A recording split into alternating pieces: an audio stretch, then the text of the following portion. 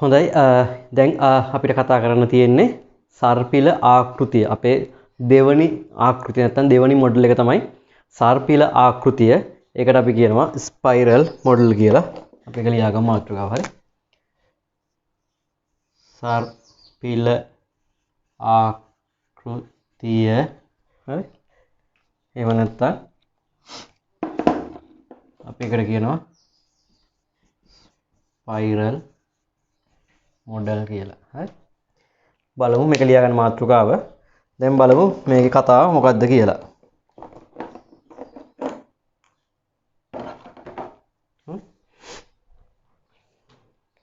ලියා ගන්න ඡේදයක් වගේ යම්.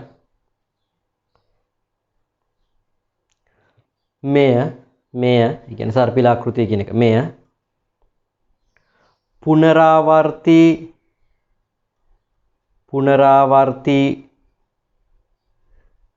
ක්‍රියාවලියක සහ පුනරාවර්ති ක්‍රියාවලියක සහ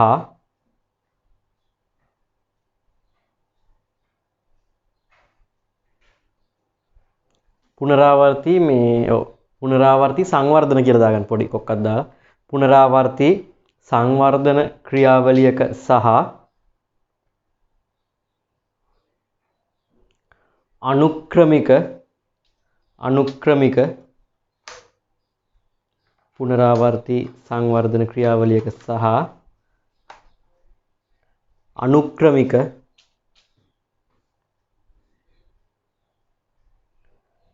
සංවර්ධන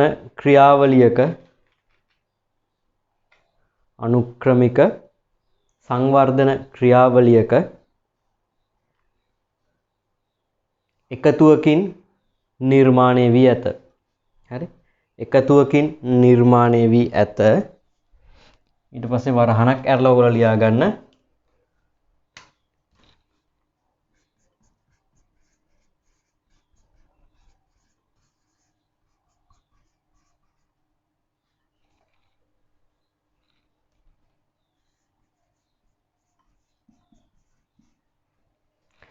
iterative and incremental. iterative කියලා කියන්නේ පුනරාවර්ති කියන එක. පුනරාවර්ති කියන එක තමයි iterative කියන්නේ. ඊට පස්සේ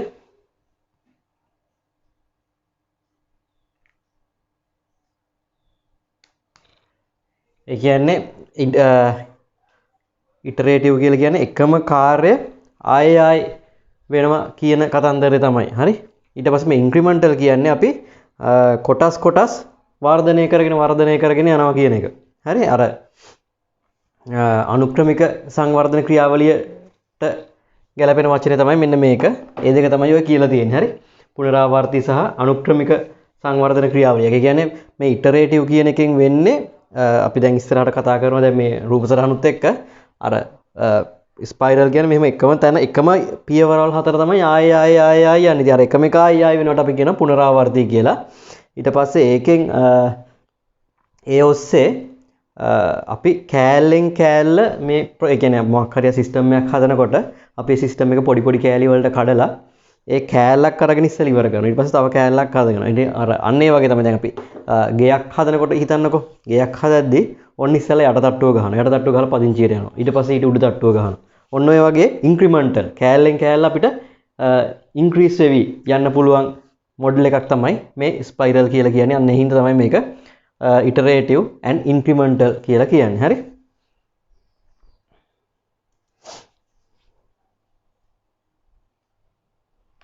හරි. ඊට පස්සේ ඊළඟට ලියන්නේ ඒකටම ඊළඟ වාක්‍ය එකතු කරගමු මෙහෙම අපි. අවදානම ඒ කියන්නේ රිස්ක් එක අවදානම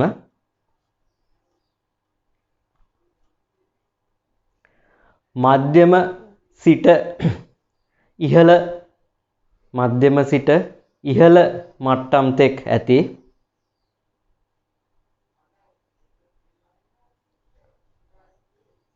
පද්ධති සඳහා මෙය යෝග්‍ය වේ.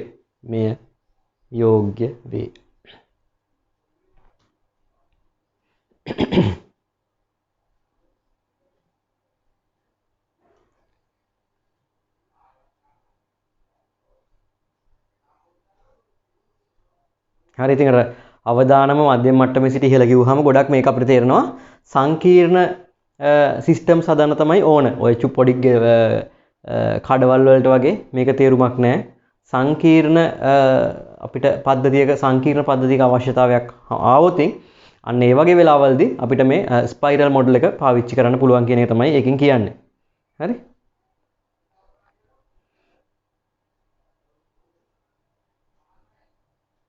ඒකටම ආයි අන්තිම මේ වාක්‍ය එකතු කරගමු මෙහෙම. මෙහිදී අදාළ පද්ධතිය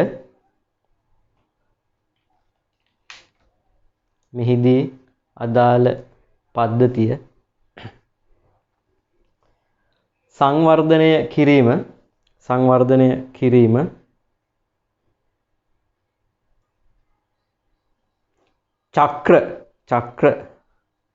චක්‍ර ආකාරයෙන් සිදු කරන අතර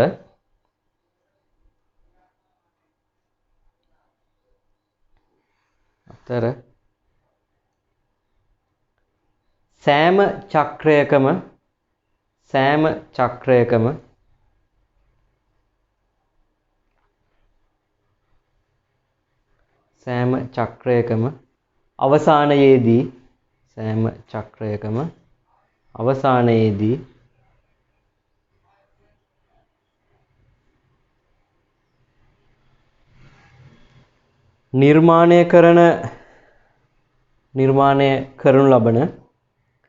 නිර්මාණය කරනු ලබන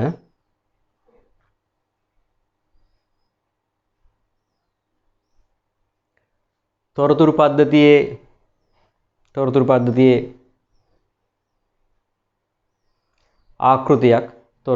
පද්ධතියේ ආකෘතියක්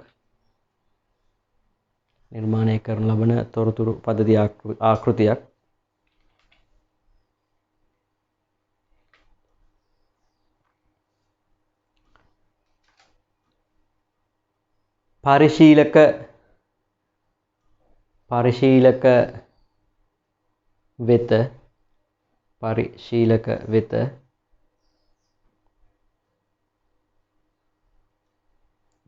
පරිශීලක වෙත යොමු කර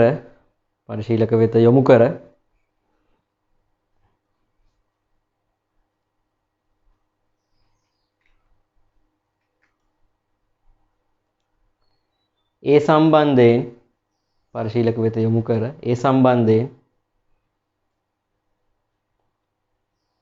ඔහුගේ අදහස් විමසීම සිදු කරනු ලැබේ. හරි? ඔහුගේ අදහස් විමසීම සිදු කරනු ලැබේ. හරිනේ?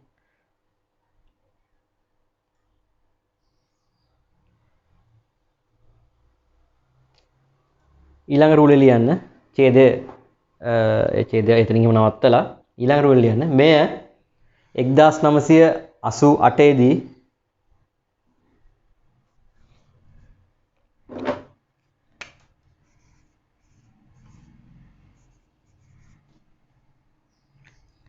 බොයම් හරි විසින් ලොවට ඉදිරිපත් කරන ලදී.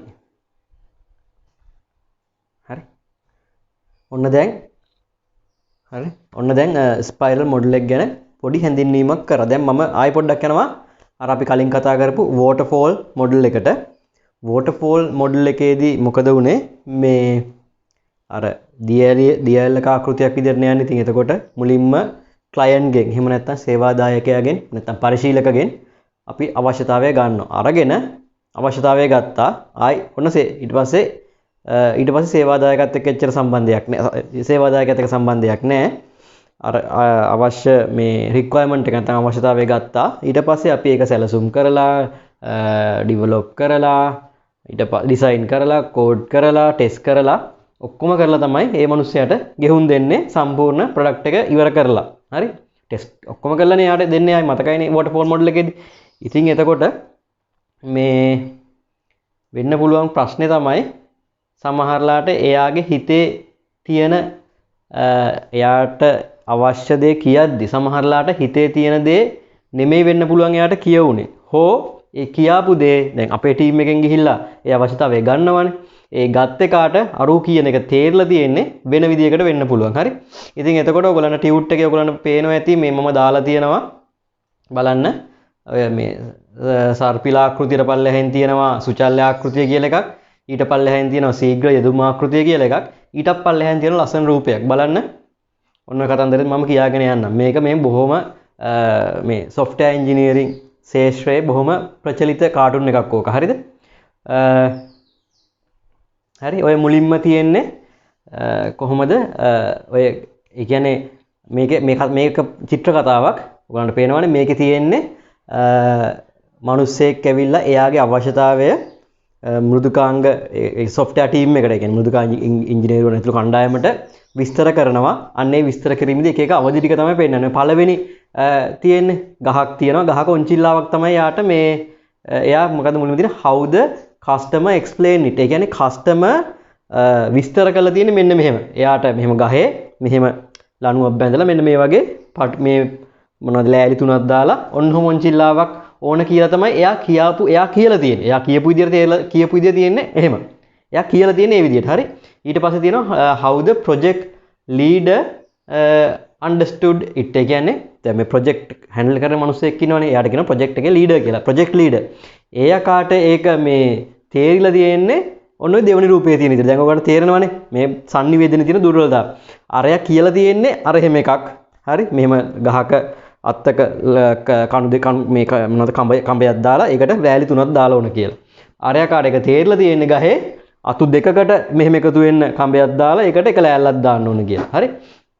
ඊට පස්සේ how the analyst design it. ඊට පස්සේ ඔක විශ්ලේෂකයෝ දැන් අපි අවශ්‍යතාව ටික ගත්තට පස්සේ මේ කෝඩ් කරන කලින් ඒක නිර්මාණය කරනවානේ මේ ડોකියුමන්ට් කරන පොත්වල මෙන්න මෙහෙම තමයි මේක වෙන්නේ කියලා ඊට පස්සේ තමයි කෝඩ් කරන්නේ. හරි. ඩිසයින් කරලා ඊට පස්සේ තමයි කෝඩ් කරන්නේ. ඒක තමයි ලේසි ක්‍රමය. නැත්තම් හරි මේ ප්‍රශ්නයකට ඒ කියන්නේ හරි අසංකීර්ණයි වැඩ කෙලින්ම රික්වයර්මන්ට් එක අරගෙන කෝඩ් කරන්න ගත්තොත් හරි අමාරුයි. ඒක ඔයගොල්ලන්ට තේරෙයි. දාම මේගොල්ලෝ මේක අයන්න කියන එක මන්නේ මේ ඉන්නේ.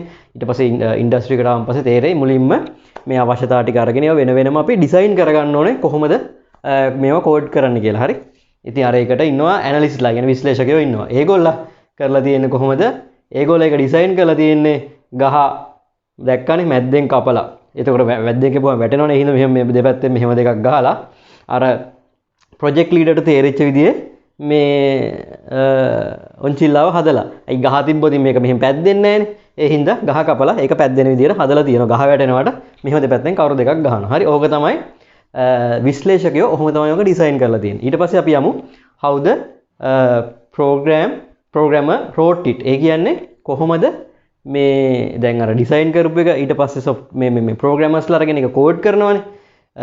ඒගොල්ලෝ කෝඩ් කරලා තියෙන්නේ ඔන්න ඔය විදිහට. කියන්නේ ඒගොල්ලන්ට ඩිසයින් එක තේරිලා ඒගොල්ලෝ කෝඩ් කරන් පස්සේ ඇවිල්ලා තියෙන්නේ ඔන්න ඔහොම එකක්. ඒ කියන්නේ මොකද්ද? ගහේ බඳේ මේ කඹ දෙක ගැට ගහලා මේ ඔන්චිල්ලාව නිකන් ගහ ඇල කරොත් ඔය ඔන්චිල්ලාව ලස්සන මෙහෙම පැද්දෙනවා. ඉතින් ගහ තියෙන කෙලින්නේ. ඉතින් ඒ හින්දා ඔන්චිල්ලාව පැද්දෙන්නේ නැහැ. හරිද? ඊට පස්සේ දැන් ඔන්න වැඩේ හරි. ඊට පස්සේ බිස්නස් කන්සල්ටන්ට් මේක විස්තර කරනවානේ. දැන් ආයි වැඩේ විස්තර කරද්දි කස්ටමර්ට මේක මේ විස්තර කරද්දි මෙන්න මෙහෙම අපි වැඩක් කරා කියලා කියද්දි කොහොමද? එයා කියන්නේ මෙහෙම සෙල්ලන්නේ නැහැ. ගහේ ඔයගොල්ලෝ නිකන් මේ කම්බයක් දාලා ලෑලි තුනක් විතරනේ දාලා කිව්වේ. අපි එහෙම නෙමෙයි. අපි ලස්සනට හොඳ සෝෆා එකක්ම දාලා වට හොඳට සනීපෙට පැද්දෙන්න විදියට තමයි මේක හදලා තියෙන්නේ කියලා. හරි.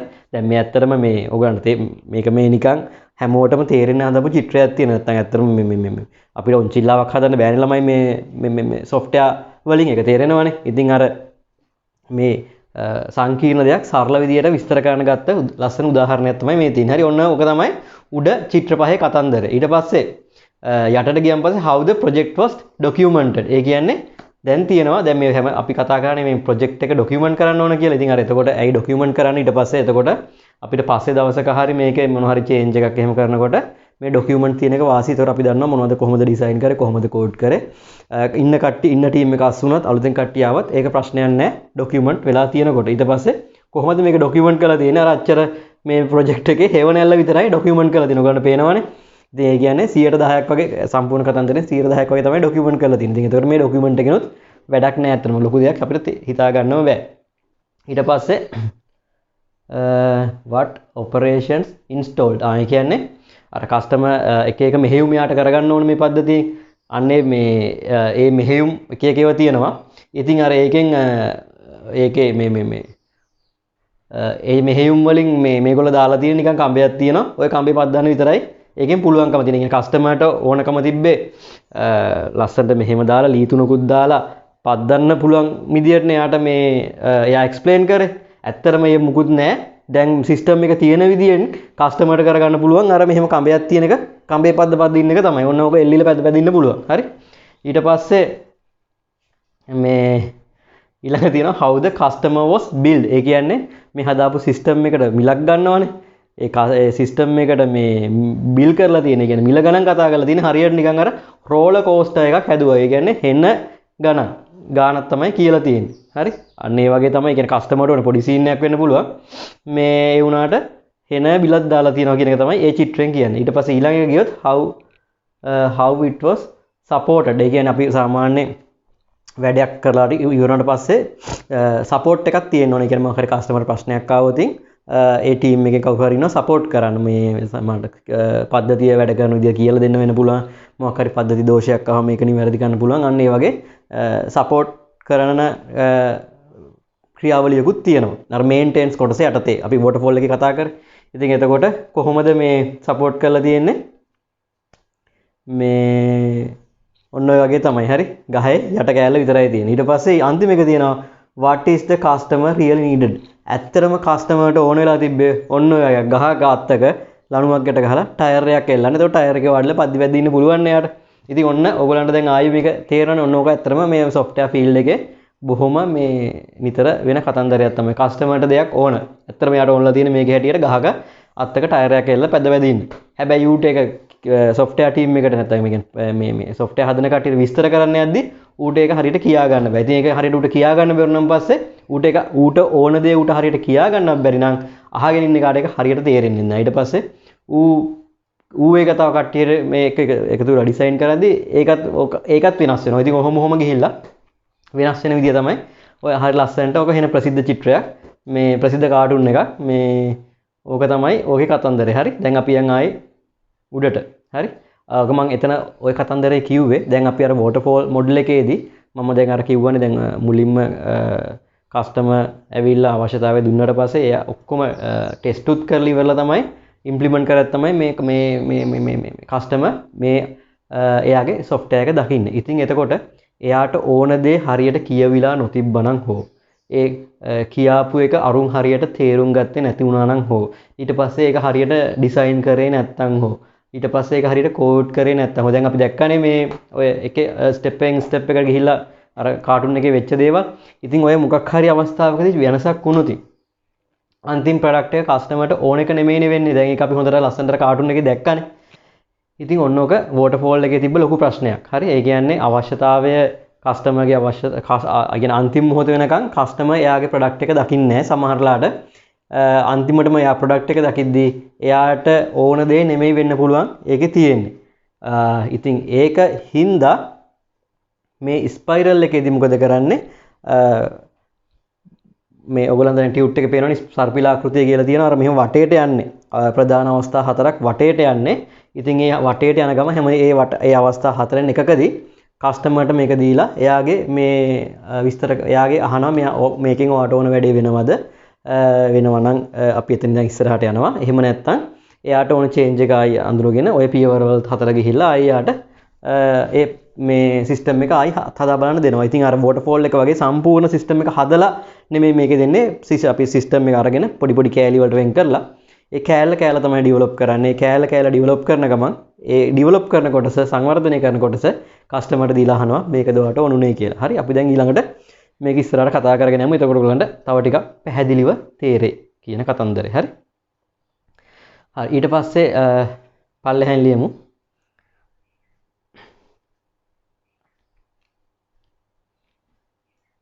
හරි. ඔයගොල්ලෝ ඔන්න ඔතන ලියන්න කලින් ඕනනම් මේ දැන් සිදු කරන ලැබෙයි කියලා කිව්වනේ. සර්පිල ආකෘතිය පහත පරිදි රූප සටහනකින් දැක්විය හැක කියලා ලියලා ඔය ටියුට් එකේ තියෙන චිත්‍රය කැමති නම් ඇඳ ගන්න. නැත්තම් මම ඊළඟට කියන ඒවා ඔයගොල්ලෝ ටියුට් එකේම ඒ තියෙන විස්තර ටික දාගන්න. හරි? සර්පිල ආකෘතිය පහත පරිදි රූපයකින් දැක්විය හැක කියලා කැමති නම් පොතේ ඔතන පල්ලෙහා ඇඳ ගන්න. මේ එහෙම නැත්තම් ටියුට් එකේ තියෙනවා. ටියුට් එකේ මම කියනවා ඊළඟට ලියා ගන්න පුළුවන්. හරි? හරි? ඔයගොල්ලෝ පොතේ ඇඳ ගන්නව නම් පොඩ්ඩක් වීඩියෝ එක නවත්තලා ඇඳගෙන ඉවර වෙලා ටියුට් එකේ තියෙනවනේ. ඒක ඇඳගෙන ඉවර වෙලා ආයෙ මෙතනට එන්න. නැත්තම් අපි මෙහෙම කෙලින්ම කතා කරගෙන යමු. හරි? ඊට පස්සේ ඔන්න ලියනවා මේ ඊට පස්සේ ලියනවා සර්පිල ආකෘතිය ප්‍රධාන කොටස් 4කට බෙදා දැක්වීමට හැක. සර්පිල ආකෘතිය ප්‍රධාන කොටස් 4කට බෙදා දැක්වීමට හැක.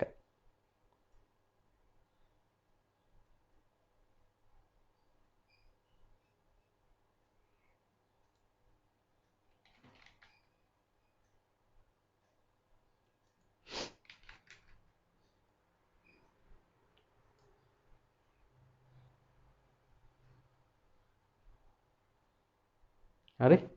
ඒකේ පළවෙනි එක ලියන්න.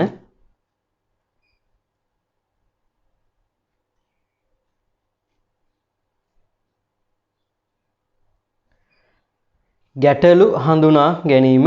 ගැටලු හඳුනා ගැනීම. අපි ඒකට ඉංග්‍රීසියෙන් කියනවා determine objectives කියලා. ඒක ටියුට් එකේ තියෙනවා. හරි? ගැටලු හඳුනා ගැනීම වරණ ඇතුලේ determine objectives.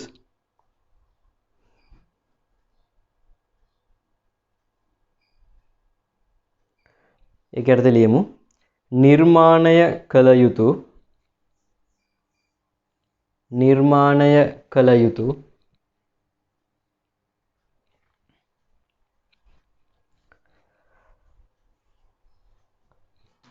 තොරතුරු පද්ධතියට අදාළ නිර්මාණය කළ යුතු තොරතුරු පද්ධතියට අදාළ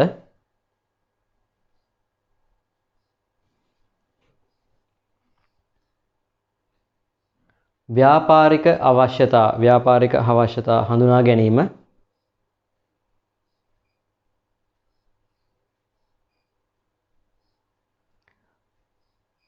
මෙම මුල් පියවරේදී සිදුවේ.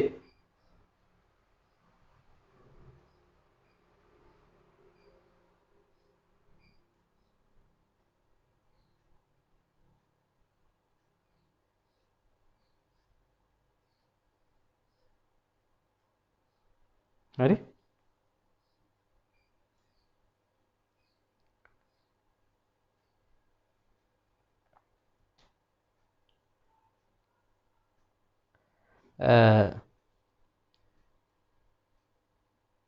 ඊළඟ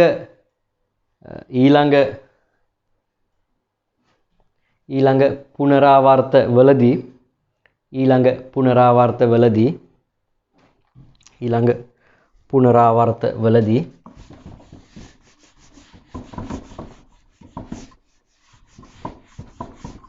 අදාළ පද්ධතියේ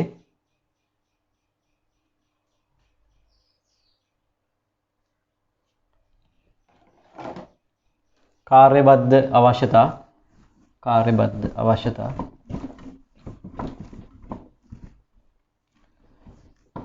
පියවරෙන් පියවර හඳුනා ගැනීම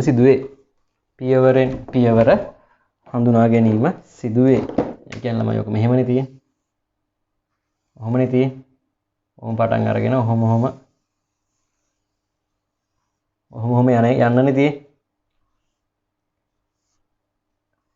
ඔහොම යන්න තියෙන්නේ ප්‍රොජෙක්ට් එක ඉවර වෙනකම්ම. හරි? මේක තමයි පළවෙනි පියවර, මේක දෙවෙනි එක, මේක 3, මේක 4. දැන් මෙතනින් අපි පටන් ගන්න. ඉතින් එතකොට අපි කිව්වා මොනවාද? මුලින්ම ව්‍යාපාරික අවශ්‍යතාවල් හඳුනා ගන්නවා. ඊට පස්සේ දැන් ඔහොම ගිහිල්ලා ආයෙත් එනවනේ ඒ කැලලට. එතකොට අන්න ඒ අවස්ථාවන් වලදී, කියන්නේ මේ අවස්ථාවන් වලදී මේකෙදි ඒ වගේ කොටසින් කොටස කස්ටමර්ගේ අවශ්‍යතාව අපිට හඳුනා ගන්න chance එක තියෙනවා. අර waterfall model එක වගේ නෙමෙයි. ඒකේ උඩ අවස්ථාවේ විතරනේ කස්ටමර්ත් එක්ක කතා කරලා යාගේ අවශ්‍යතාව ගන්න පුළුවන්. හරි? එතකොට මේකෙදි එහෙම නැහැ.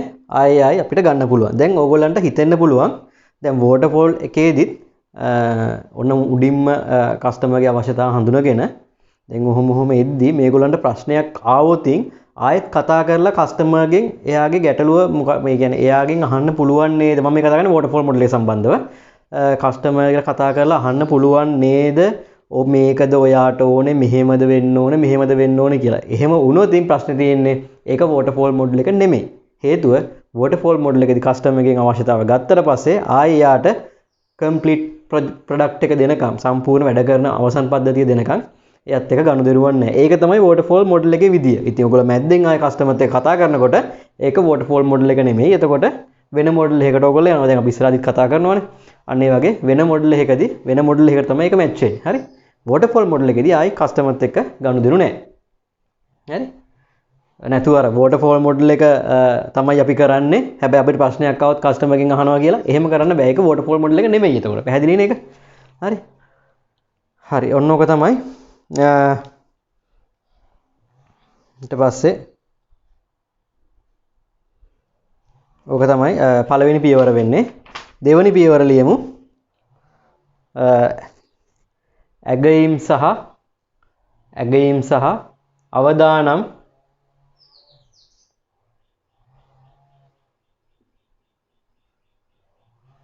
පරීක්ෂාව. ඇගයීම් සහ අවදානම් පරීක්ෂාව. ඉංග්‍රීසියෙන් කියනවා identify and resolve risk කියලා. risk හඳුනා ගන්නවා ඒවා විසඳනවා. හරි? අවදානම් හඳුනා ගන්නවා ඒවා ඊට පස්සේ පරීක්ෂා කරලා ඒක විසඳන එක තමයි දෙවනි එකේදී කරන්නේ. හරි? ඒකේ අර්ථය ලියමු පොඩි ඡේදයක්. කලින් එකෙත් අපි ගැටලු හඳුනා ගැනීම කියලා පොඩි විස්තරයක් කරානේ. දැන් දෙවනි එක ඇගීම් සහ අවදානම් පරීක්ෂාව කියලා. ඒකේ පොඩි විස්තරයක් ලියාගමු. හරි? පද්ධතියට අදාළව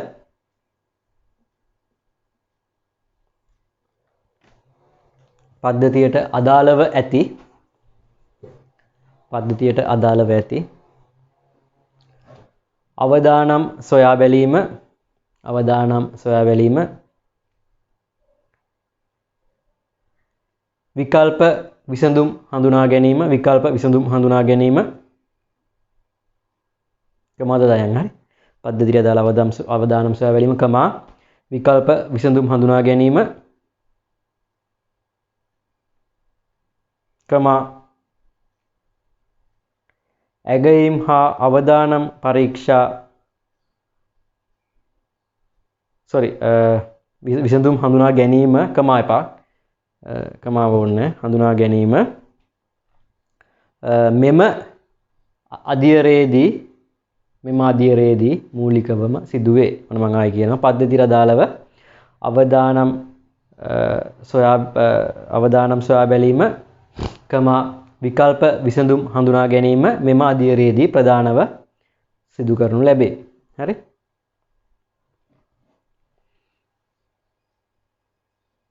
එමෙන්ම ඊළඟ වාක්‍ය එමෙන්ම ඔයගොල්ලෝ මෙතන දැක්ක නේද ලියලා තියෙනවා ප්‍රොටෝටයිප් කියලා. ප්‍රොටෝටයිප් 1 ප්‍රොටෝටයිප් 2 ඔහොම ලියලා තියෙනවා දැක්ක නේද? හරි. එමෙන්ම මූලාකෘතියක් ඉංග්‍රීසියෙන් කියන එක ප්‍රොටෝටයිප් එකක් කියලා. මූලාකෘතියක්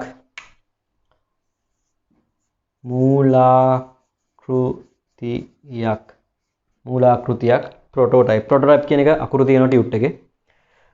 මූලාකෘතියක් නිර්මාණය කර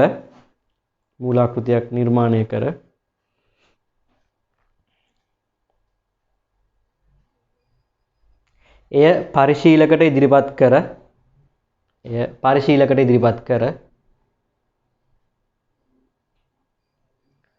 ඔහුගේ අදහස් ලබා ගැනීමද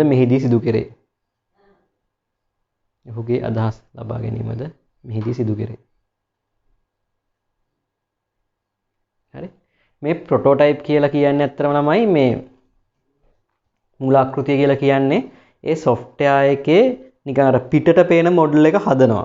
හැබැයි අර ඇතුළ එච්චර පිළිවෙලකට නැති වෙන්න පුළුවන්. ඒකේ තියෙන ඔක්කොම functions ඒ කියන්නේ ඔක්කොම ඒකේ තියෙන අදාළ කාර්යයන් වැඩ නොකරන්න පුළුවන්. නිකන් අර හිතන්නකෝ ඔයගොල්ලන්ගේ දැකලා තියෙන දැන් වාහන උනත් සහ ෆෝන්ස් උනත් ඔය concept කියලා දාන්න එළියට සමහරවිට ඔයගොල්ලෝ දැකලා ඇති මේ ඔය ඊළඟට එන iPhone එක කියලා කවුරු හරි එක්කෙනෙක් නිර්මාණය කරලා දානවා. ඒකෙන් මුකුත් ඒක වැඩ කරන එකවත් නෙමෙයි. නිකන් පේන්න තියෙන්නේ. හැබැයි ඒක ටිකක් දියුණු කරොතින් අපිට නිකන් කෝල් එකක් විතරක් ගන්න. ෆෝන් එක මෙහෙම ලස්සනට තියෙන හැබැයි කෝල් ගන්න විතරයි තියෙන්නේ. අනිත් ඒවා මුකුත් වැඩ කරන්නේ නැහැ. අන්න ඒ වගේ තමයි. එතකොට ඒක අපිට කස්ටමර්ට දීලා කියන්න පුළුවන් මෙන්න ඔයාගේ අර කෝල් ගන්න ෆන්ක්ෂන් එක අපි හදලා තියෙන්නේ. ඔයාට ඒක ඕන විදිහට වෙනවද බලන්න. හරි. ඕක ප්‍රොටෝටයිප් 1 එකේදී කරන්න පුළුවන්. ඊට පස්සේ මම මේ ෆෝන් සම්බන්ධව කියන්නේ. හරි. ඊට පස්සේ දෙවෙනි ප්‍රොටෝටයිප් එක දැන් ඊළඟට වටයක් ගහලා එනවනේ ආයි අවශ්‍යතාව අරගෙන. ඔන්න මුලින්ම හරි ඊළඟ අවශ්‍යතාවයේ කැමරා එක කස්ටමර් කියන අපිට මෙහෙම කැමරා එකක් ඕන කියලා. ඊට පස්සේ ඒකේ ඔය අපි අවශ්‍ය මොනවද අවදානම් මෙහෙම පරීක්ෂා කරලා ඒකට අදාළ විකල්ප හොයා බලලා ඒ කියන්නේ මේක ඉම්ප්ලිමන්ට් කරද්දී ප්‍රශ්න එන්න පුළුවන් කැමරා කොහොමද දාන්නේ. හරි. ඉතින් ඊට පස්සේ ඔන්න ඔහොම කරලා කොහොම හරි අර ෆෝන් එකට ඊට පස්සේ කැමරාත් හයි කරනවා. සමහරලාට අර අපි කලින් පාවිච්චි කරමු ප්‍රොටෝටයිප් එක වෙන්න පුළුවන්. නැත්නම් වෙන ප්‍රොටෝටයිප් එකක් වෙන්නත් පුළුවන්. හරි. ඒතර අපි අර කලින් මූලාකෘතියට අරගෙන මේකට කැමරා මොඩියුල් එකත් ඇඩ් කරාම ඊට පස්සේ වෙන කස්ටමර්ට කියන්න පුළුවන් මෙන්න අපි අර කලින් ඔයාට දීපු එකමයි මේ දැන් ඒකේ කෝල් ගන්නත් පුළුවන් කැමරාසුත් වැඩ කරනවා කියලා. එහෙම දෙන්න පුළුවන්. එහෙම නැත්නම් අලුත්ම ප්‍රොටෝටයිප් එකක් හදන්න පුළුවන්. ඒකේ දැන් අර කෝල් ගන්න කතන්දරේ නෑ. කැමරා වැඩේ විතරයි තියෙන්නේ. ඊට පස්සේ කස්ටමර්ට කියනවා මෙන්න ඔයාගේ කැමරා මේ මොඩියුල් එකට අදාළව ප්‍රොටෝටයිප් එක. ඒ කියන්නේ මූලාකෘතිය මේකේ ඔයාට කැමරා එක හරියට වැඩ ඔයාට ඕන විදිහට වැඩ කරනවද කියලා සෙට් මේ ටෙස්ට් කරලා බලන්න කියලා. ඔන්න ඔක තමයි මූලාකෘතිය කියලා කියන්නේ. ඉතින් එතකොට සමහර වෙලාවට මේකෙදි ඇතුලේ අනිත් සර්කිට්ස් මුකුත් නැති වෙන්න පුළුවන්. සම්පූර්ණයෙන්ම ඇතුලේ නිකන් වයර් පිස්සුවෙන් වගේ මේ තියෙන්න පුළුවන්. හරි. ඒ හේතුව යන්තම් පිටට පේන්න සහ ඒ යම් කිසි කාර්යයක් විතරයි මේ ප්‍රොටෝටයිප් එකකදී වෙන්නේ. අර සම්පූර්ණ මේ නිර්මාණය නෙමෙයි. හරි. මම හිතනවා ඔයගොල්ලන්ට ඒක අදහසක් එන්නේ නැති කියලා මේ ෆෝන්ස් වල උදාහරණයක් එක්ක. හරි. ඔන්න ඔය වගේ මූලාකෘතියක් හදලා ඒක කස්ටමර්ට දීලා යාගෙන් අපිට ආපස්සට ෆීඩ්බැක් එකක් ගන්න පුළුවන්. හරි. ඒකත් ඔන්න ඔය දෙවෙනි පියවරෙත් තමයි සිදු වෙන්නේ. ඊට පස්සේ 3 නිර්මාණය හා පරීක්ෂාව. නිර්මාණය හා පරීක්ෂාව අපි එකට කියනවා development and test කියලා. development and test කියලා. නිර්මාණය හා පරීක්ෂාව. හරි. ඒකට දෙලියමු. සර්පිල ආකෘතියේ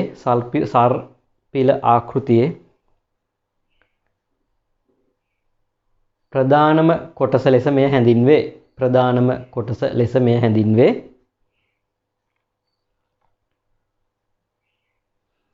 අදාළ පද්ධතිය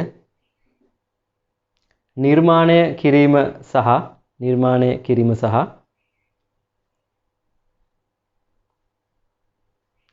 පරීක්ෂාව සිදුවන්නේ මෙම අධියරේදීය. හරි. දැන් ඔන්න හරිනේ අර අපි දැන් කලින් කතා කරා ප්‍රොටෝටයිප් එකේ ඇතුලේ වයර් එකේ කිසි පිළිවෙලක් නැහැ. ඔහේ සමහරලාට බැටරිය චූටි බැටරියක් දානවා යන්තම් කැමරා එක විනාඩි 10ක් විතර වැඩ කරගන්න පුළුවන්. ඔක්කොම කැමරා මොඩියුල් එක තමයි සම්පූර්ණ ෆෝන් එක ඇතුලේම තියෙන්නේ. දැන් ඕකම හරියන්නේ නැහනේ. ඕක හරි විදිහට නිර්මාණය කරන්න ඕනේ. මොකද මේ ෆෝන් වල අපේ ජංගම දුරකථන උදාහරණයට අදාළව. දැන් අපි මේක සොෆ්ට්වෙයාර් එකට අදාළව ගියොත් අර කෝඩ් හරි පිළිවෙලට ලස්සනට කෝඩ් ටික හදලා හරියට ඩිසයින් එක හදලා අර අපි දැන් නිර්මාණය කරන අන්තිම පද්ධතිය ටාගට් කරගෙන කරන එක තමයි මේ පියවරේදී වෙන්නේ. ඒ කියන්නේ හරි විදියට නිර්මාණය කරලා ටෙස්ට් කරන එක තමයි මේ තුන්වෙනි පියවරේදී වෙන්නේ. හරියට ඩෙවලොප්මන්ට් එක කරලා හරියට ටෙස්ට් කරනවා. හරි. අර ප්‍රොටෝටයිප් කියලා කියන්නේ ඒක නිකන් ඔය යන්තම් පිටින් පෙන්න නිකන් අටවල තියෙන එකක් විතරයි. ඉතින් එහෙම බෑනේ කස්ටමර්ට දෙන්න. ඒක හරියට නිර්මාණය කරලා ටෙස්ට් කරන එක තමයි මේ තුන්වෙනි පියවරේදී කරන්නේ. අර ඔයගොල්ලන්ට මේ අවස්ථාවන් ටික ගිහිල්ලා අන්තිම අවස්ථාවේ තියෙනවානේ අන්තිම මේ සර්පිලේ බලන්න තියෙනවා ඩීටේල් ඩිසයින් කියලා. ඒ කියන්නේ හරියට සවිස්තරාත්මකව සැලසුම් කිරීම. ඊට පස්සේ කෝඩ් කරනවා. ඒ කියන්නේ කේතනය කරනවා සොෆ්ට්වෙයාර් කෝඩ් කරනවා. ඊට පස්සේ ඉන්ටග්‍රේට් කරනවා. අර වෙන වෙනම හදාපු කැලි ටික එකට එකතු කරලා ගන්නවා. ඊට පස්සේ ටෙස්ට් කරනවා. ඒ කියන්නේ හරියට පරීක්ෂා කරනවා. ඊට පස්සේ ඉම්ප්ලිමන්ට් කරනවා. ඒ කියන්නේ කස්ටමර්ගේ ගිහිලා සම්පූර්ණ කම්ප්ලීට් ප්‍රොඩක්ට් එක එයාගේ ඉම්ප්ලිමන්ට් කරන කියන එක තමයි මෙතනදී එන්නේ. හරි. ඔය අන්තිම කෑල්ල අර. එතකම් මේ ඇතුළේ ටික වෙන්නේ සාම කස්ටමර්ගේ රික්වයර්මන්ට් අරගෙන ඒකේ අවදානම බල ප්‍රොටෝටයිප් හද පොඩි ඊට පස්සේ ඒවා කෝඩ් කරලා කස්ටමර්ට දීලා කෝඩ් මෙතනදී ප්‍රොටෝටයිප් හදලා කස්ටමර්ට දීලා අරගෙන ඊට පස්සේ ඕකේ නම් ඒ ටික හරියට අපි කෝඩ් කරනවා ඊට පස්සේ ආයි ඔය ටික ඔහොම ගිහිල්ලා අන්තිම පියවරේ තමයි ඔය ටික හරියටම කරලා වැඩ ඉවර කරලා මෙතනින් ප්‍රොජෙක්ට් එක නවත්තන්නේ. හරි නවත්තලා ඊට පස්සේ කස්ටමර් මොන හරි කියන එක බලාගෙන ඉන්නේ. හරි ඕක තමයි නිර්මාණය හා පරීක්ෂාව. නිර්මාණය කිරීම හා පරීක්ෂාව. හරිනේ. ඒක විස්තරත් කිව්වා. ඊට පස්සේ හතරවෙනි එක මෙන්න මෙතන එක එනවා ඊළඟ පියවර සැලසුම් කිරීම. ඊළඟ පියවර සැලසුම් කිරීම.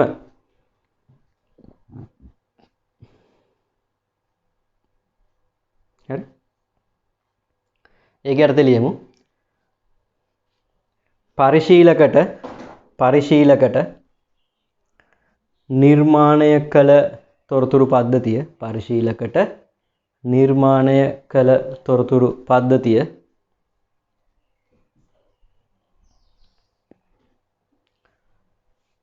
භාවිතා කිරීමට දී පද්ධතිය නිර්මාණය කර තොරතුරු පද්ධතිය භාවිතා කිරීමට දී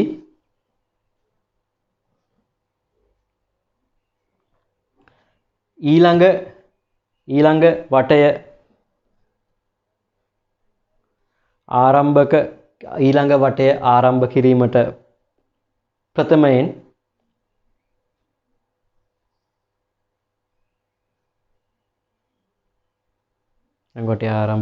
ප්‍රථමයෙන් පරිශීලකගේ අදහස් ලබාගෙන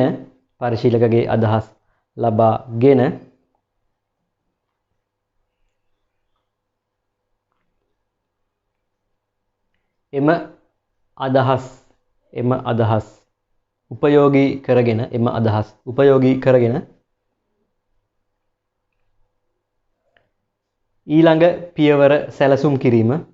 ඊළඟ පියවර සැලසුම් කිරීම මෙම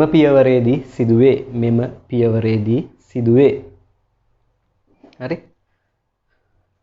මෙම පියවරේදී සිදුවේ. ඉතින් අර කලින් ඔන්න නිර්මාණය සහ ටෙස්ටින් එකේදී ඩිවලොප් කරලා ටෙස්ට් කරාට පස්සේ ඉම්ප්ලිමන්ට් කරා. ඊට පස්සේ කස්ටමර්ට දීලා එයාට දැන් මේ අර ප්‍රොටෝටයිප් එක නෙමෙයි මේ දැන් හරියට හදාපු කෑල්ලක් තමයි දෙන්නේ. ඒකෙදි ඊට පස්සේ කස්ටමර්ගෙන් අහනවා මෙන්න දැන් ප්‍රොඩක්ට් එක ඔයාගේ අදහස් ආයෝජන චෝදනා මොනවද?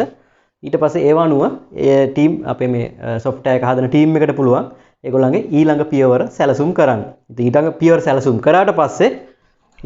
සැලසුම් කරාට පස්සේ ආයි යනවා දැන් හිතන්නකෝ මේ හරි වගේ කියලා පටන් ගත්ත ගමන් ඔන්න ඔහොම ගිහිල්ලා පටන් ගත්ත ගමන් මුලින්ම මොකද කරන්නේ මේ ගැටලු හඳුනාගෙන ප්‍රොටෝටයිප් එකක් හදලා පළවෙනි ප්‍රොටෝටයිප් එක හදලා ඊට පස්සේ ඒක කස්ටමර් ඕකේ නම් ඒක හරියට කෝඩ් කරලා එයාට දෙනවා. ඊට පස්සේ එයාට දීලා මේකෙදි බලනවා කස්ටමර්ගෙන් මේ තව මොනවද එයාගේ අදහස් සහ චෝදනා මේ සම්බන්ධව කියලා. ඊට පස්සේ එයාගේ අදහස් චෝදනා ටික ගත්තට පස්සේ අපේ ටීම් එක කරන්නේ මොකද? ආයි පාරක් ඒකට අදාළව ගැටලු හඳුනා ගැනීම කරනවා.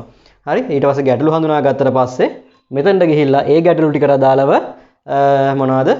ඇගීම් පරීක්ෂාවක් අවදානම් හා ඇගීම් පරීක්ෂාවක් කරලා ඒකට හරියන ඊළඟ මූලාකෘතිය හදනවා. හරි. එතකොට පොඩ්ඩක් අර කලින් එකට වඩා ටිකක් වෙනස් වෙච්ච ටිකක් දියුණු වෙච්ච වගේ මූලාකෘතියක් වෙන්න පුළුවන්. ඊට පස්සේ ඒක කස්ටමර් ඕකේ නම් ඊට පස්සේ ඒ ටික හරියට කෝඩ් කරලා ටෙස්ට් කරලා ඒව කරලා මෙයාට දෙනවා. ඊට පස්සේ කස්ටමර් ආයෙත් මෙතනනේ අපි හිටියේ කස්ටමර් ආයෙත් එයාගේ බලලා ඊළඟ පියවරවල් ටික කියනවා. ඊට පස්සේ ඊළඟ පියවර ප්ලෑන් කරාට පස්සේ ඒකේ අවදානම් ඒක මොනවද? ඒකේ ගැටලු හඳුනා ගන්නවා. ඊට පස්සේ අවදානම් පරීක්ෂාව කොහොමම ගිහිල්ලා අන්තිමටම මෙහෙම ඇවිල්ලා මෙන්න මෙතනදී අර මම කිව්වා වගේ මොනවද? ඩීටේල් ඩිසයින් එක අන්තිම කෝඩින් එක ඊට පස්සේ කෑල් ටික ඉන්ටග්‍රේට් කරන එක ඊට පස්සේ ටෙස්ට් කරලා ඉම්ප්ලිමන්ටේෂන් එක කළා මෙන්න මෙතනින් අපිට ප්‍රොජෙක්ට් එක නවත්තන්න පුළුවන්. හරි. ඔන්න ඔහොම තමයි ඔය සර්පිලේ යන්නේ. කෑල්ල ගිහිල්ලා අන්තිමටම කම්ප්ලීට් ප්‍රොඩක්ට් එකක් කස්ටමර්ට දෙනවා. එතකොට මේ සෑම එක වටයකදීම එක කෑල්ලක් නිර්මාණය වෙනවා. හරි. ඊට පස්සේ ඔහොම ගිහිල්ලා කෑලි එකක් හෝ කීපයක් එක වටයකදී නිර්මාණය වෙනවා. වගේ වට කීපයක් ගිහිල්ලා වැඩේ ඉවර වෙනවා. එතකොට මේකෙදි අන්න දැක්කම මේකෙදි කස්ටමර්ව නිරන්තරයෙන් සම්බන්ධ වෙනවා. ඉතින් එතකොට ඔයගොල්ලෝ කස්ටමර්ව නිරන්තරයෙන් සම්බන්ධ කරනවා. සමහරවිට මේ මොඩල් එක වෙන්න පුළුවන් යන්නේ. හරි. අර වෝටර්ෆෝල් එකේදී මුලයි අගයි විතරයි කස්ටමර්ව සම්බන්ධ වෙන්නේ. ඉතින් මේ හරි. ඊට පස්සේ ඔන්න කතන්දරේ ඉවරයි.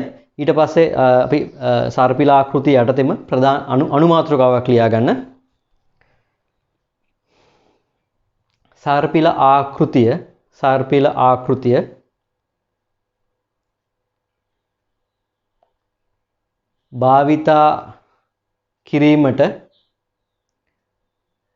භාවිතා කිරීමට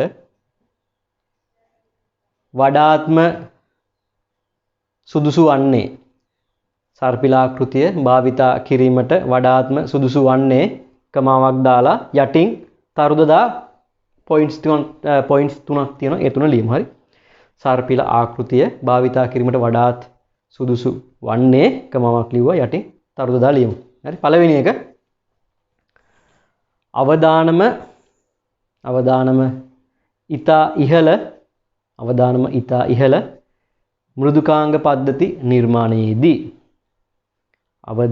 ඉතා ඉහළ මෘදුකාංග පද්ධති නිර්මාණයේදී මේ අවදානම කියලා කියන්නේ කමන්න අපි ඊළඟ ටිකත් කතා කරගෙන මේවා කියමුකෝ දෙවනි තරුව සේවාදායකයාට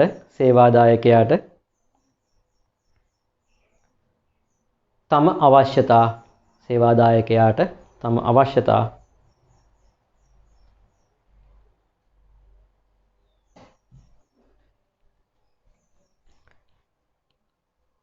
නිවැරදිව නිරවුල්ව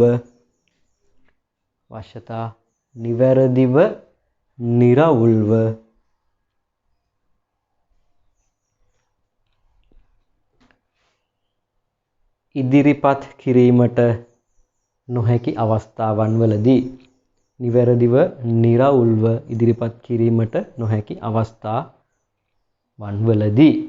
ඒක දෙවැනි එක තුන්වෙනි එක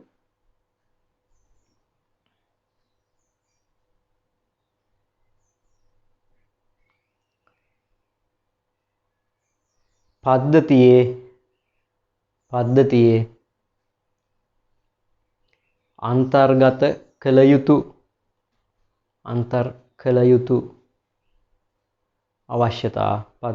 අන්තර්ගත කළ යුතු අවශ්‍යතා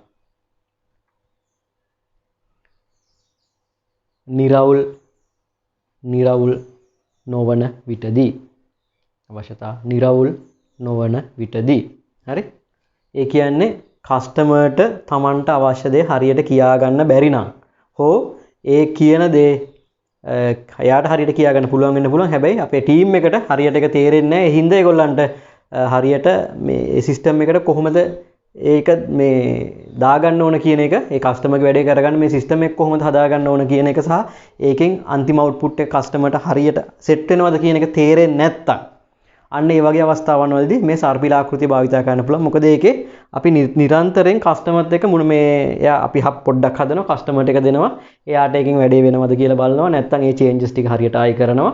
ඔහොම ආයි යනවනේ. ඉතින් එතකොට කස්ටමර්ට මේ එයාට ඕන දේ කියා ගන්න බැරි නම් හෝ අපේ ටීම් එකට ඒ අවශ්‍ය දේ මේ සිස්ටම් එක හදාගන්නේ කොහොමද කියලා හිතා ගන්න බැරි නම් අපිට මේ මොඩල් එකට යන්න පුළුවන්. හරි?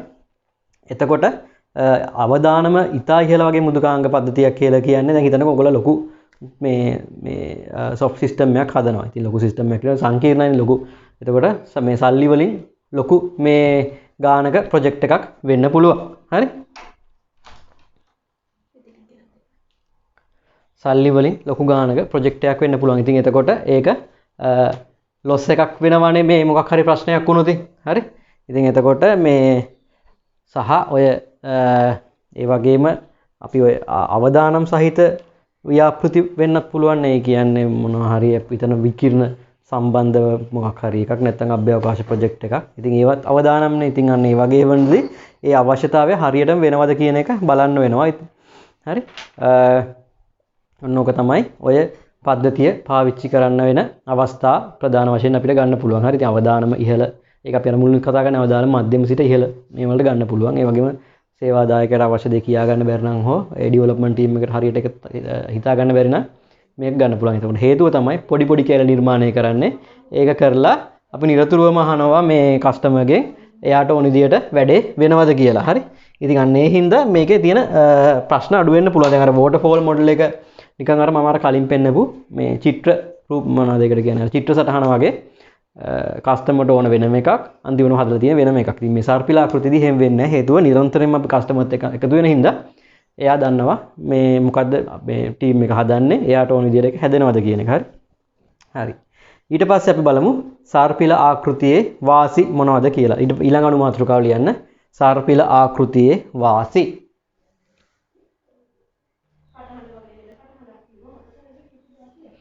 හරි. ඊළඟට ලියමු අපි සර්පිල ආකෘතියේ වාසි.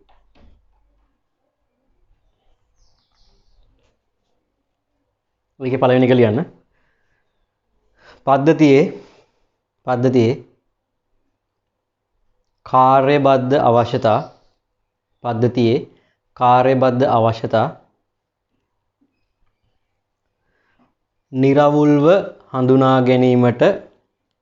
නිරවුල්ව හඳුනා ගැනීමට හැකියාව ලැබේ. හරි.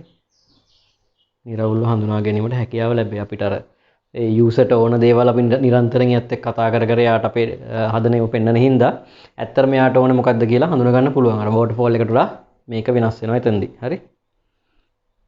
අපිට හරියට මුලින්ම එයාගේ අවශ්‍යතාවය තේරුම් නැති වුණත් පස්සේ අර වට යන්න එයාගේ අවශ්‍යතාවය හරියට තේරෙන්න පටන් ගන්නවා.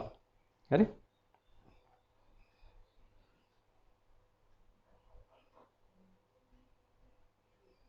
හරි.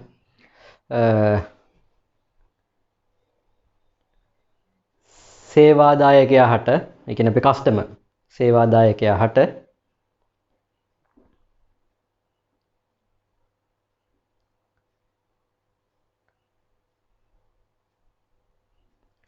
පද්ධතියේ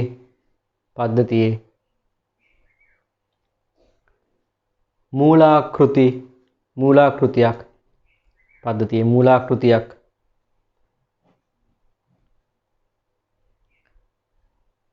මුල් අවස්ථාවේදීම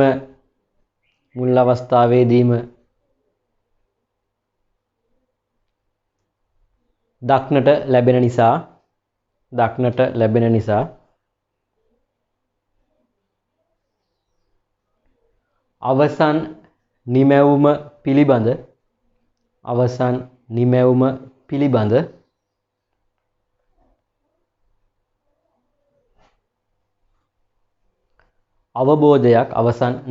පිළිබඳ අවබෝධයක් මුල සිටම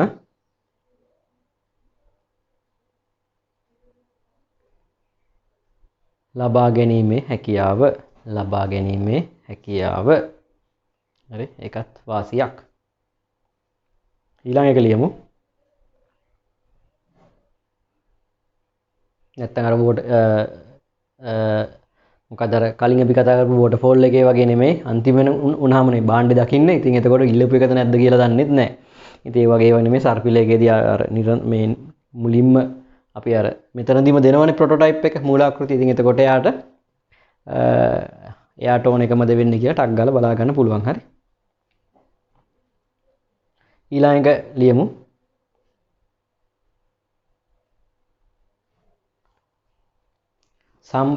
සම්පූර්ණ පද්ධතිය කුඩා කොටස් වලට වෙන්කර කුඩා කොටස් වලට අපි කඩනවා. කොටස් කඩලා නේ අපි ඒවා කොටස් සංවර්ධනය කරනවා කියලා කිව්වේ. හරි. පද්ධතිය කුඩා කොටස් වලට වෙන්කර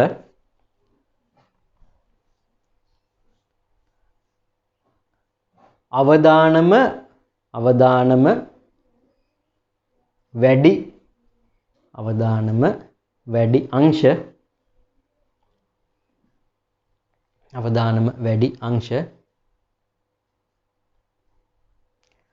ප්‍රථමයෙන්ම සංවර්ධනය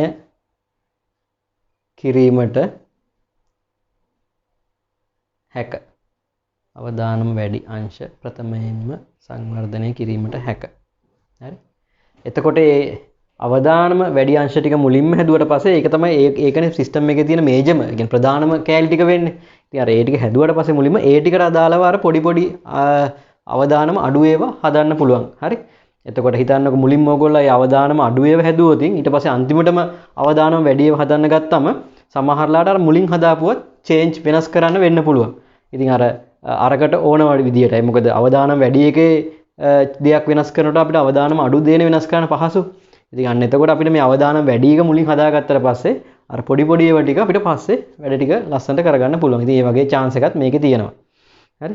මොකද අර දියැරිය ආකෘතිය නම් ඔක්කොම gediya පිටින්ම හදලා දෙන එකනේ කරන්නේ one shot. දැන් මේක එහෙම නෙමෙයි කෑල්ල කෑල්ල යන හින්දා අපිට ඒ වගේ ලොකු chances තියෙනවා. හරි. ඊට පස්සේ හැම එකම ඊළඟට ලියාගමු. හැම එකෙම ළමයි වාසි වගේම අවාසිත් තියෙනවනේ. සර්පිල ආකෘතියේ අවාසි. සර්පිල ආකෘතියේ අවාසි ඊළඟ කොටස.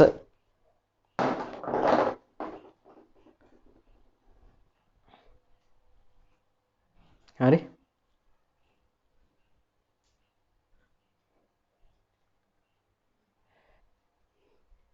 මෙම ආකාරයේ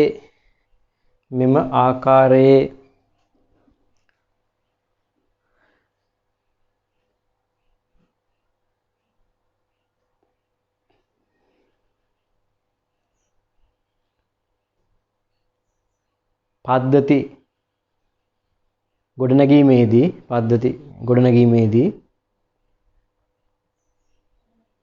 එය කළමනාකරණය කිරීම සංකීර්ණය. හරි. ඒ කියන්නේ මෙම ආකෘතියෙන් අපි මොකක් හරි software එකක් හදනවා නම් ඒ සම්පූර්ණ software එකේ කළමනාකරණ කටයුතු තියෙනවානේ. අන්න ඒක අමාරුයි. ගොඩක් වෙලාවට project එකක් උනන් පස්සේ project manager කියලා කෙනෙක් පත් කරලා එයාට තමයි මේ project එක දුවන්නේ. ඉතින් අර එයාට ලොකු වැඩ කොටසක් තියෙනවා මේ එක එක කට්ටිය ටීම් එකේ එක එක කට්ටියට දීපු වැඩ ටික හරියට කරනවද වෙනවද කියලා බලන්න ඕනේ. ඊට පස්සේ කස්ටමර්ගෙන් නිතර අදහස් ගන්න ඕන. ඊට පස්සේ ඒත් එක ටෙස්ට් කරන්න ඕන. ඊට පස්සේ ඔයාලට ඇත්තටම දිනමක් වවන වෙන් කරන්න ඕන, ප්ලෑන් කරන්න ඕන. ඉතින් ඔය වගේ ගොඩාක් වැඩ මේක මේ අපේ ව්‍යාපෘති කළමනාකරන එහෙම නැත්නම් ප්‍රොජෙක්ට් මැනේජර්ට ලොකු වැඩ කොටසක් තියෙනවා. ඉතින් ඒ හින්දා මේ ආකෘතියේ ප්‍රොජෙක්ට් එකක් යද්දී අන්න එක කළමනාකරණය කරන එක සංකීර්ණයි. හරි. දෙවෙනි එක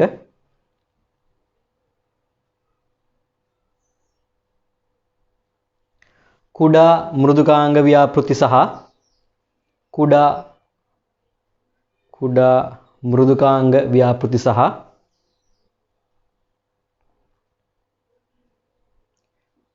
අඩු අවදානම් ව්‍යාපෘති සඳහා මෘදුකාංග ව්‍යාපෘති සඳහා නැත්නම් අඩු අවදානම් ව්‍යාපෘති සඳහා මෙය යෝග්‍ය නොවේ. හරි. ඒක ඇත්තටම අවාසියක් කියලා කිව්වට අපිට ඇත්තටම පොඩි ප්‍රොජෙක්ට් එකක් කරද්දී මේ මොඩල් එක ගන්න ඕන කමක් නැහැ. හේතුව මේ මොඩල් එක ටිකක් සංකීර්ණයි. නිරන්තරයෙන්ම කස්ටමර් හම්බෙන්න ඕන, එයා ප්‍රොටෝටයිප් හදන්න ඕන, එයාගේ අවශ්‍යතාවත් එක්ක මේක මැච් කරන්න ඕන.